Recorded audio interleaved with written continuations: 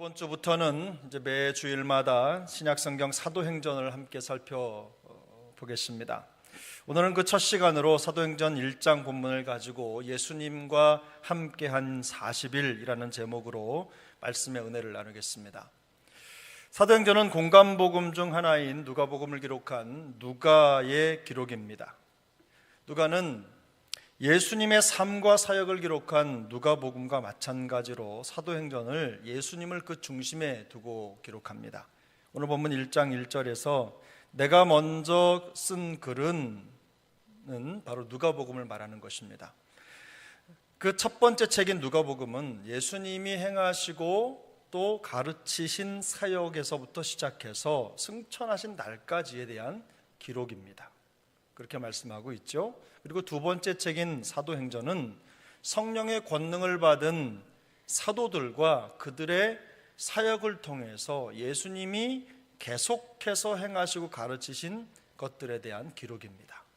그러니까 똑같이 예수님의 가르치심과 사역에 대한 기록인데, 첫 번째 것은 예수님이 직접 행하신 것들이고, 그 다음은 성령의 권능을 받은 제자들, 사도들이 행한 사역입니다. 그들을 통해서 예수님의 가르침과 사역이 펼쳐진 것이죠. 그것에 대한 기록이 사도행전입니다. 특별히 사도행전은 불과 30년밖에 안 되는 아주 짧은 시간에 팔레스타인 지역뿐만 아니라 로마와 유럽에까지 복음이 급속도로 전파되는 그 과정을 보여줍니다. 생생한 복음의 역사죠. 누가복음과 사도행전 사이에 요한복음이 있지만 누가복음과 사도행전을 한 권으로 읽는 것이 더 좋습니다. 두 권의 이름이 다르지만 같은 짝으로 봐도 무방하다는 뜻입니다. 둘 다 복음의 역사를 한 그림으로 보여주기 때문입니다. 예수 그리스도와 그의 제자들을 통해서 복음이 유대 사회를 넘어서 이방 세계로 확산되고 또 이 땅에 하나님의 나라가 어떻게 퍼지고 있는지를 그대로 보여주고 있기 때문입니다. 따라서 예수님의 행적을 기록한 누가복음이 복음 역사의 전반전이라면 사도행전은 성령의 권능을 통한 제자들의 행적으로 나타난 아직 끝나지 않는 복음 역사의 후반전입니다. 누가는 앞서 기록한 복음에 대해서 간략하게 요약한 다음에 곧바로 제자들이 예수님과 함께 보낸 40일에 대해서 언급을 합니다. 40일 동안 예수님께서 제자들에게 어떤 가르침을 주셨는지 우리는 다 알 수가 없습니다. 성경이 그 부분을 기록하고 있지 않기 때문입니다. 다만 누가는 예수님께서 확실한 많은 증거로 친히 살아계심을 나타내사 제자들에게 보이셨고 또 하나님 나라의 일을 말씀하셨다라고 전해줍니다. 특별히 오늘 본문에는 부활하신 예수님께서 제자들에게 남기신 두 가지 당부가 담겨 있습니다. 첫 번째 당부는 약속된 성령을 기다리라는 것입니다. 오늘 본문 4절 5절이죠. 사도와 함께 모이사 그들에게 분부하여 이르시되 예루살렘을 떠나지 말고 내게서 들은 바 아버지께서 약속하신 것을 기다리라. 요한은 물로 세례를 베풀었으나 너희는 몇 날이 못되어 성령으로 세례를 받으리라 하시니라. 예루살렘에 머물면서 아버지께서 약속하신 것을 기다리라는 명령입니다. 근데 이 명령이 처음이 아닙니다. 이미 누가복음 24장 49절이죠. 그곳에서도 그 성에 머물러 하나님께서 약속하신 그것이 올 때까지 기다리라고 말씀하고 있기 때문입니다. 주님은 제자들에게 몇 날이 못 돼서 성령으로 세례를 받을 것이라고 말씀을 하셨습니다. 두 번째 당부는 성령의 권능을 받으면 증인이 될 것이라는 당부입니다. 본문 8절이죠. 함께 읽습니다. 오직 성령이 너희에게 임하시면 너희가 권능을 받고 예루살렘과 온 유대와 사마리아와 땅끝까지 이르러 내 증인이 되리라 하시니라. 아멘. 이 오직이라는 말은 사실 그러나라는 접속사입니다. 그러나라는 접속사를 우리말로 번역을 할 때 오직이라고 번역을 한 것입니다. 그러니까 다시 번역하면 그러나 성령이 너희에게 임하시면이 됩니다. 주님께서 제자들의 질문에 대한 대답으로 이 말씀을 하셨다는 걸 생각할 때 이 그러나라는 말은 제자들의 생각이 예수님과 대단히 차이가 있다는 것을 알려주는 단서가 됩니다. 예수님은 이스라엘 나라를 회복하심이 이때니까 라고 묻는 제자들의 질문에 때와 시기는 아버지께서 자기의 권한에 두셨으니 너희는 알 바 아니요 라고 으름장을 놓으셨습니다.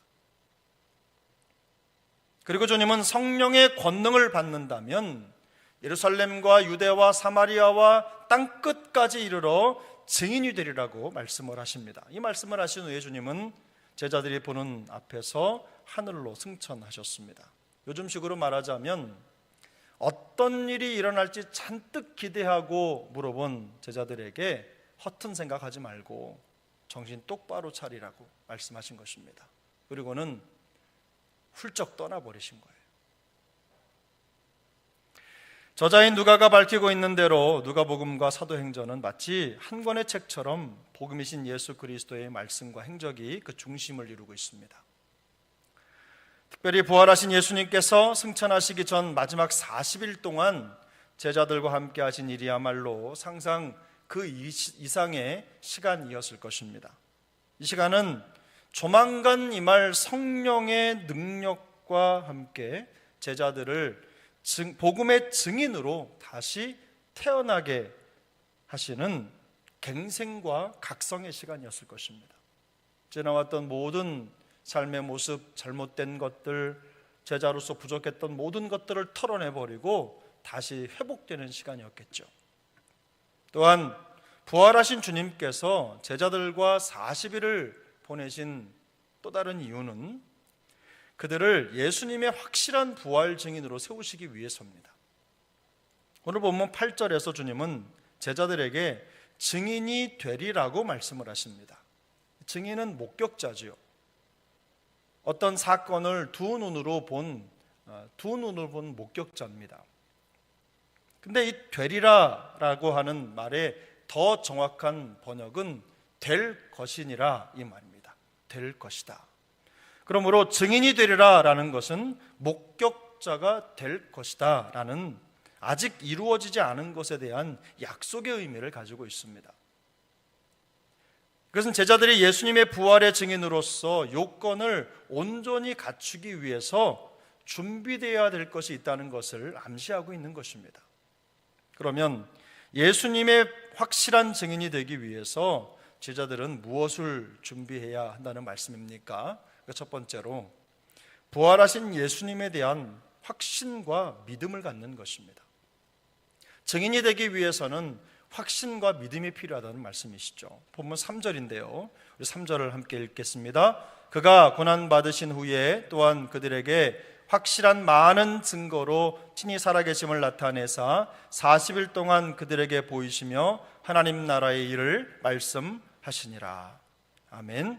부활하신 예수님이 40일 동안 제자들과 함께 하신 중요한 이유 중 하나는 그들에게 확실한 많은 증거로 친히 살아계심을 나타내 보이시기 위한 것이었습니다. 예수님은 부활하셨지만 제자들은 자신들의 눈앞에서 벌어지는 예수님의 죽음을 지켜보면서 공포에 질릴 수밖에 없었습니다. 자기들의 스승이요 주님이신 메시아께서 십자가에서 처참하게 죽어갔기 때문입니다. 그래서 죽음을 이기시고 부활하신 예수님께서는 우선적으로 제자들의 그 절망을 다루시고 그리고는 그들에게 자신의 부활이 역사적 사실임을 알려주셨던 것입니다. 당시에는 죽은 자가 살아난다는 것을 믿지 않았습니다. 대부분의 사람들이 믿지 않았죠. 물론 요즘도 마찬가지입니다. 죽은 자가 살았다는 것을 믿을 만한 위인이 별로 없습니다. 교리적으로 종말에 죽는 자가 부활할 것을 믿기는 합니다. 종말에 내가 죽은 다음에 어느 순간 부활하겠지라는 막연한 생각을 갖기는 해요. 그런데 그 부활 사건이 내 두 눈앞에서 이루어졌다는 그 현실을 받아들이기는 결코 쉬운 일이 아닙니다. 그리스도께서 기적처럼 살아있는 몸으로 부활하셨다는 사실을 받아들이는 것은 제자들뿐만 아니라 모두에게 큰 도전이었습니다. 그러나 부활하신 주님은 40일 동안 몸소 그들과 함께 하시면서 확실하고도 결정적인 증거를 보이시면서 살아계심을 나타내셨습니다. 그들의 제한된 사고에 놀라운 변화를 가져오신 것입니다. 죽은 자는 결코 살 수 없다고 하는 고정관념에 쐐기를 박은 거지요. 그들과 함께 먹기도 하시며 유령이 아니라 손으로 만질 수 있는 정말로 살아계신 분이라는 것을 보여주신 겁니다. 제자들은 눈과 또 귀와 손으로 예수님을 보고 듣고 만지면서 객관적인 부활의 증거를 갖게 된 것입니다. 이후에 제자들의 삶은 놀랍게 변합니다. 그들은 주님을 위해서 죽음을 무릅쓰는 증거자로 변하게 되는 것입니다. 그들 자신이 부활하신 예수님을 인격적으로 만나고 경험했기 때문입니다. 남들이 다 아니라고 해도 내가 직접 부활을 경험하고 그분을 두 눈으로 보았고 목격했기 때문에 그건 정말 말하지 않을 수가 없다는 거예요. 이처럼 한 사람이 예수를 믿는다는 것은 인생의 모든 것이 달라지는 매우 혁명적인 사건입니다. 인생의 저변부터 우애까지 완전히 뒤집히고 바뀌는 사건이 되는 것이죠. 사도 요한은 부활하신 예수를 믿는 자가 세상을 이기는 자라고 선언합니다. 사도 바울 역시 성도의 성장과 성숙을 위해서는 그리스도를 믿는 것과 아는 것이 하나가 되는 것의 중요성을 강조합니다. 그리고 그는 믿음이 없이는 하나님을 기쁘시게 할 수 없다는 말을 덧붙입니다.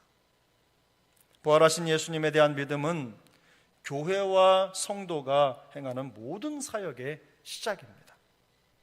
믿음을 기초로 복음의 역사가 시작되고 진행되고 확장됩니다.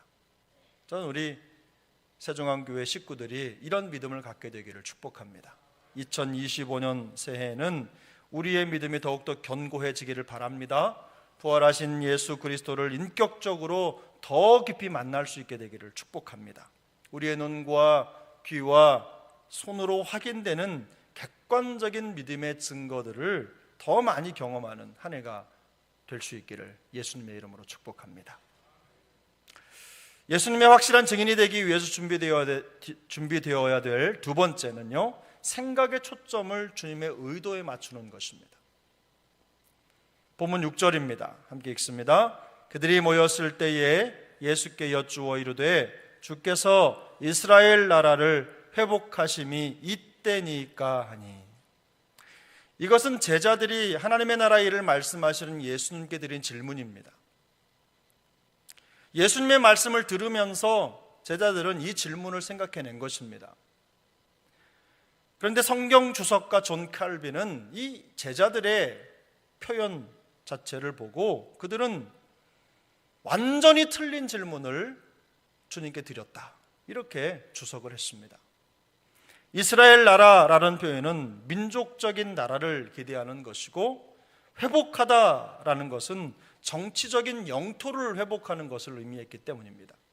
이때라는 말은 주님이 지금 그 왕이 되셔서 자신들을 이끌어 줄 것이라고 하는 뜻이 담겨 있는 표현입니다.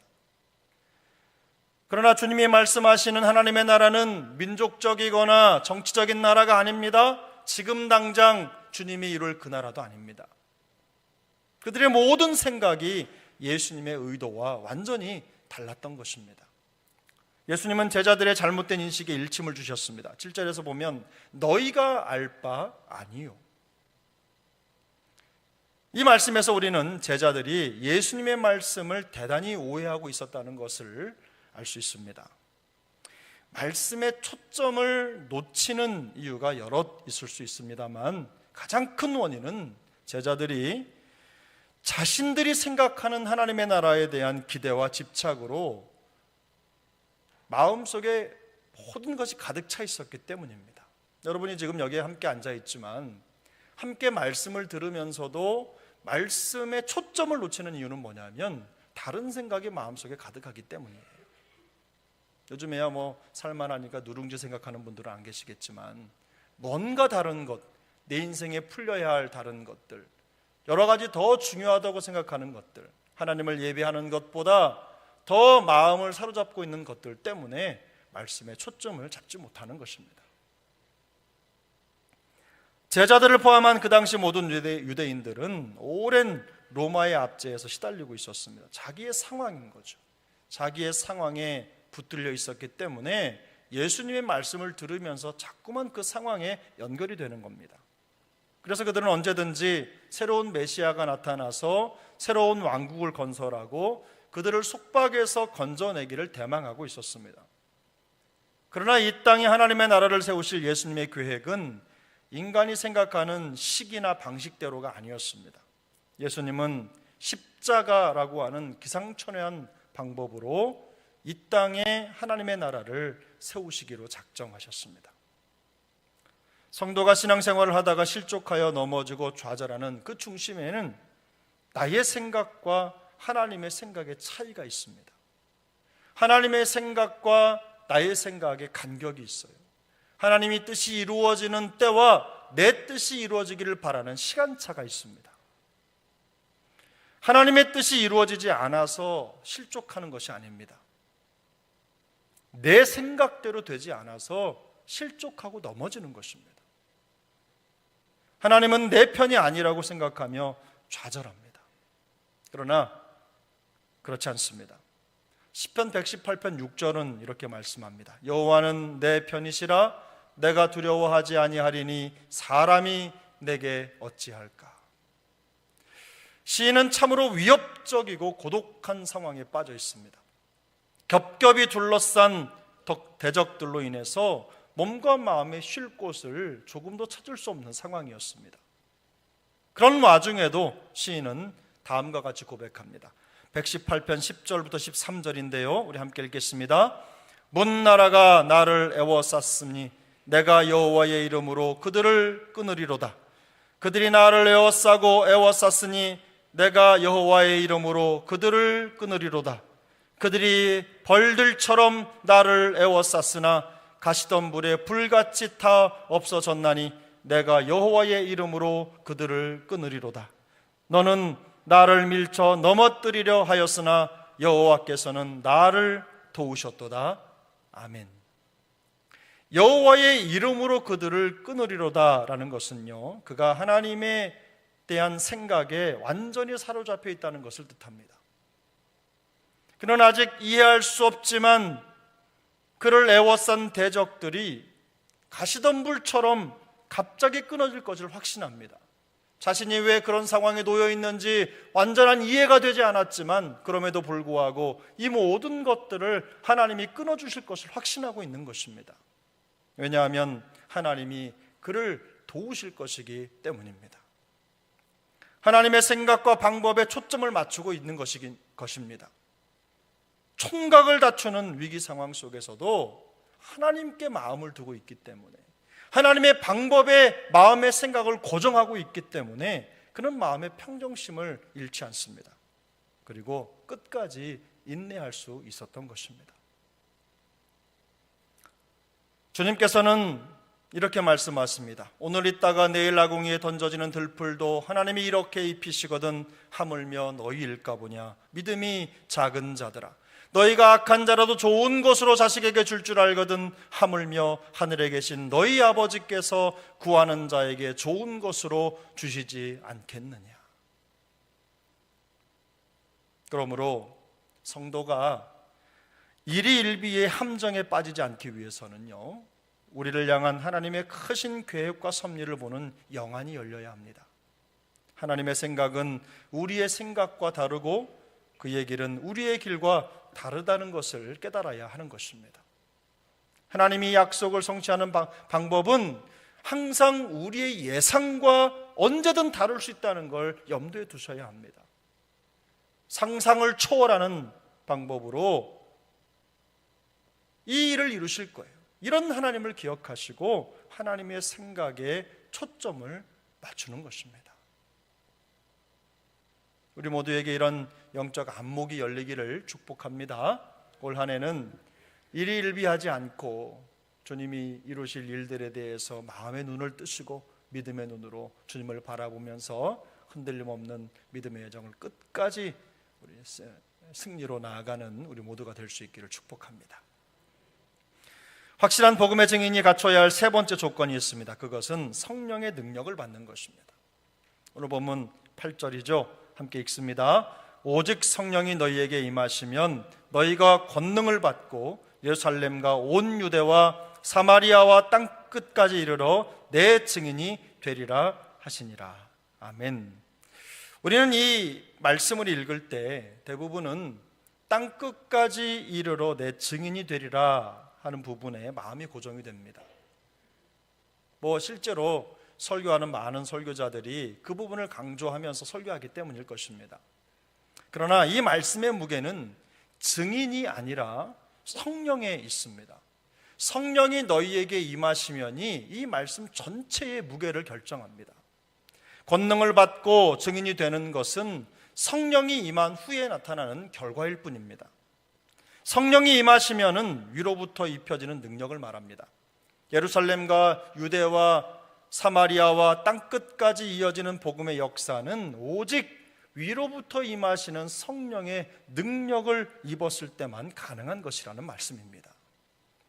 제자들의 증인이 될 것이라는 말은 그들이 공인으로서 세상에 예수 그리스도의 복음을 대변하는 대변자 역할을 하게 될 것이라는 뜻입니다.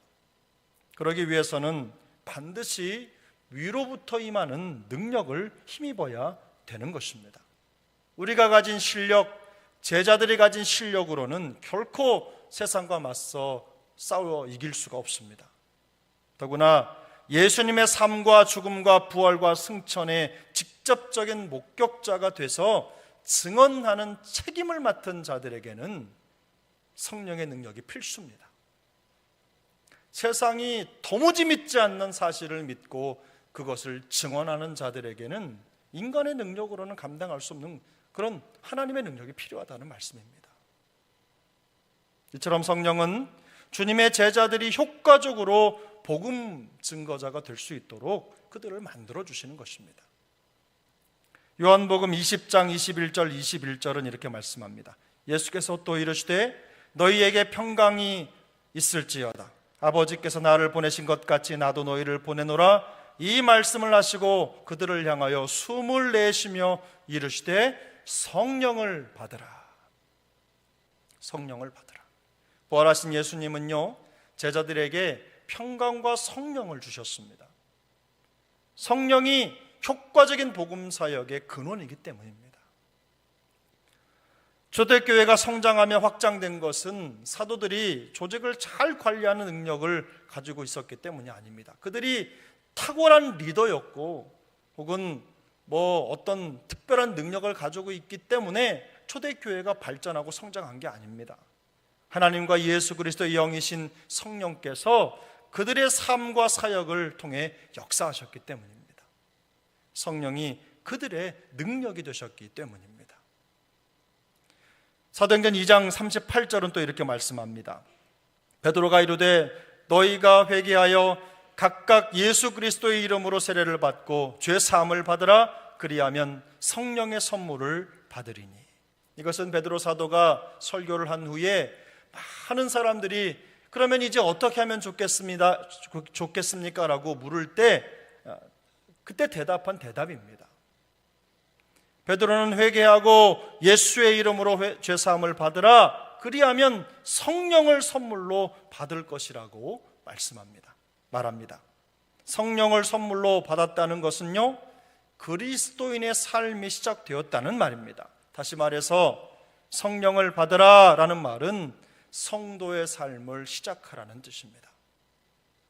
예수님을 믿는 사람들의 새로운 삶은 성령과 함께 시작됩니다.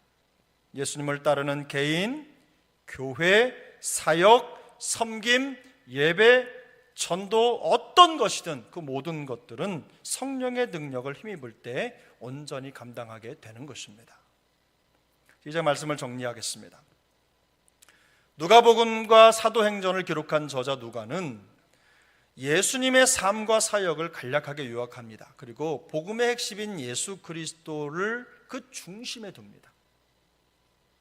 특별히 앞으로 펼쳐질 새로운 교회의 역사의 시작점에서 이토록 예수 그리스도께 집착하는 것은 교회와 성도의 삶과 사역이 철저하게 복음에 기초한 것이어야 하기 때문입니다.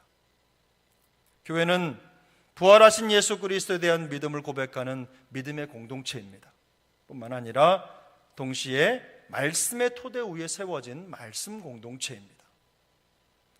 예수 그리스도는 교회의 생명력의 중심이 되시고 교회가 가르치고 전파하는 모든 것입니다. 또한 교회는 개인의 역량이 아니라 성령의 능력으로 사명을 감당하는 성령의 공동체입니다. 오직 성령이 우리에게 임하시면 우리가 권능을 받고 예루살렘과 온 유대와 사마리아와 땅끝까지 이르러 복음의 증인이 될 것입니다. 성령을 받는 것이 중요합니다. 저는 우리 교회가 그런 교회가 될 수 있기를 소망합니다. 우리의 삶도 마찬가지입니다.